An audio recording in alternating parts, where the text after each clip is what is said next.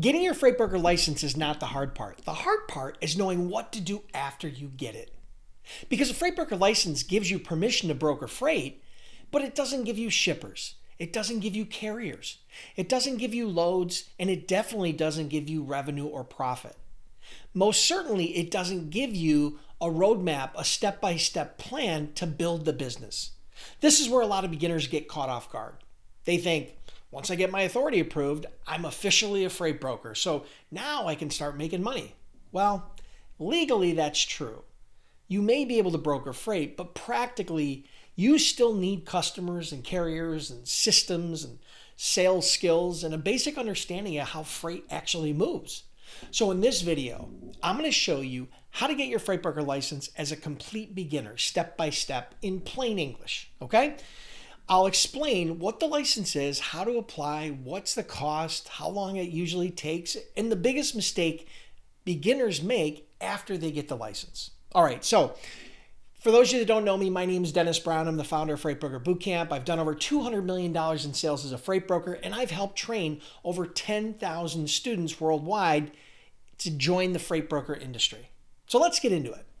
All right, first, when people say freight broker license, what they really mean is freight broker authority. That authority comes from the FMCSA, which is the Federal Motor Carrier Safety Administration. In plain English, a broker authority gives you legal permission to arrange freight transportation between shippers and motor carriers. The shipper has freight that they need to move, the carrier has trucks that can move it, and the freight broker connects the two and gets paid to arrange the shipment. So if you want to start your own freight brokerage and operate under your own company, then yes, you need a freight broker authority. Now, a freight broker and a freight agent are not the same thing. A freight broker has their own authority, their own bond, their own setup, their own responsibility, and a freight agent works under an existing licensed freight broker, typically as a 1099 independent contractor. So this video is for the person who wants to start their own freight brokerage and get their own authority, all right? So step number one is to set up your business. Before you apply for broker authority, you should know your business name, your business structure, your address, and some basic company information. For many people, that means setting up an LLC or a corporation. Now, I'm not giving you legal or tax advice, so talk to a CPA or attorney if you're unsure what's the best for you. But the main point is simple. Don't rush into the FMCSA application before you know what business information you're going to use. You want your information to be accurate and consistent from the beginning. You're also going to need to get an EIN from the IRS. EIN stands for Employer Identification Number. That's basically a tax ID number for your business. You'll usually need it for business banking and taxes and other setup items. So step one is not the license. Step one is getting your business foundation in place. All right. Step number two is applying for your broker authority with the FMCSA. This is the actual government application. When you apply, you're applying for operating authority as a broker of property. Let me say that again. The correct term, the actual legal term, is broker of property. That is a freight broker.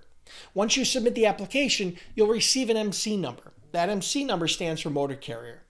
That's a motor carrier number, but brokers get MC numbers too. So now this is where a lot of beginners get confused. Getting an MC number does not mean your authority is active. It doesn't mean you can start brokering freight tomorrow. The MC number is just part of the process. You'll still need to some other required items and checklists completed before the authority becomes active. So don't think, I filed the application, I got my MC number, I'm ready to move loads. Not yet. Hold tight. Step number three is paying the FMCSA filing fee. This is where a lot of people hear the number $300. The FMC application fee is typically $300. This is the government filing fee for the authority application. But do not confuse the application fee with the total cost of starting a freight brokerage. That $300 does not cover your bond.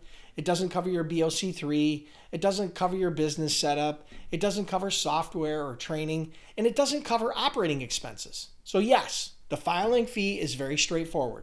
But starting a freight brokerage requires other costs more than just the FMCSA application cost. All right?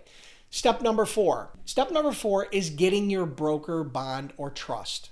Freight brokers are required to have a financial security in place, okay? Most new brokers do this with a BMC 84 freight broker surety bond. The required bond amount is $75,000, but hold your horses, don't get alarmed. It doesn't mean you have to come out of pocket $75,000 to get the bond. With a surety bond, you only pay an annual premium, and that premium depends on things like your credit and your financial history and the bond company. The bond amount is $75,000, but your yearly cost is usually a percentage of that, typically around 1 to 5% if you have good to excellent credit. There's also a BMC 85 trust option, but that generally requires putting up the full $75,000, so most people don't use that. That's why most beginners look at the surety bond option. The simple version is this: you cannot have an active freight broker authority without meeting the financial security requirement. For most brokers, that means getting your freight broker bond. Now, step number 5. This is where you're going to be filing your BOC3. Your BOC3 stands for Designation of Process Agents. That sounds complicated, but the idea is very simple. A process agent is someone who can receive legal documents on your behalf in the event that there's some sort of legal issue. Most beginners use a process agent company to file the BOC3 for them. It's not a huge expense, it's very affordable, but it is required. So if you apply for your authority, but your bond is not filed and your BOC3 is not filed, your authority is not going to become active. Think of it as a process like this: apply for your authority, get your bond in place, file your BOC3, and then you're going to wait for your authority to become active. All right? Step number 6, wait for your authority to become active. That's really what you have to do at this point. A lot of beginners want to know, how long does it take? Well, a reasonable expectation is several weeks. Many people plan for around 4 to 6 weeks, sometimes longer depending upon how fast everything is filed. So do not build your plan around applying today and brokering freight tomorrow. That's not realistic. But the waiting period can be useful. While you're waiting, learn the business. Learn how freight moves. Learn how brokers make money. Start researching your niche. Start building a prospect list. And start learning how to talk to shippers.